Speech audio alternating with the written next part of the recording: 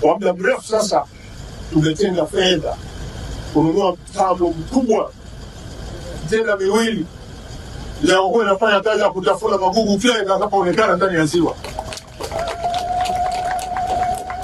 Nataka nitumie nafasi hii kumshukuru sana Mheshimiwa Dr. Samia Suluhu Hassan, Rais wetu, kuridhia kutoa fedha hizo kununua mitambo hiyo mikubwa miwili ili ibaki ndani ya ziwa Victoria.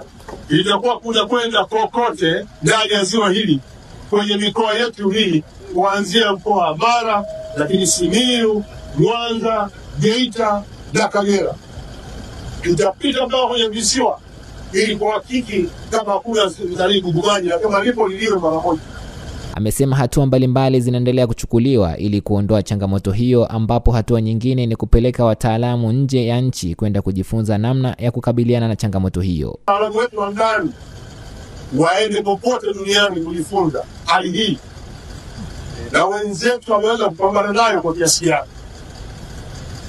Kwa ukanda wa Afrika Mashariki, wenzetu wa Uganda walishaanza kupambana na magugu haya. Watu wanasema wataalamu waende, ndio hao wanaondoka kesho wanaenda Uganda, lakini na wao tulishapata maelezo yao namna walivyopambana na gugu haya.